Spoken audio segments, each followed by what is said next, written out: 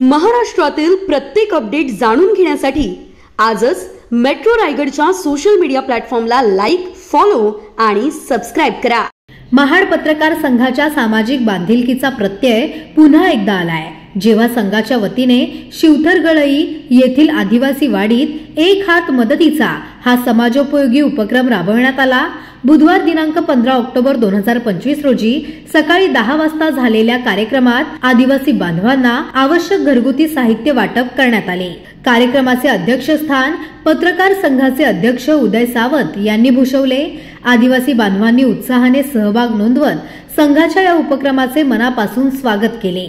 कार्यक्रमाच्या यशस्वीतेसाठी अध्यक्ष सावंत यांच्यासह उपाध्यक्ष महेश शिंदे, सचिन रोहित पाटील, सहसचिव श्रीकांत सहस्त्रबुद्धे, खजिनदार मिलिंद माने, सल्लागार तुकाराम साळुंखे, किशोर किरवे, उपखजिनदार सुधीर सोनार, प्रसिद्धी प्रमुख नितेश लोखंडे आणि कार्याध्यक्ष निलेश लोखंडे यांनी विशेष परिश्रम घेतले।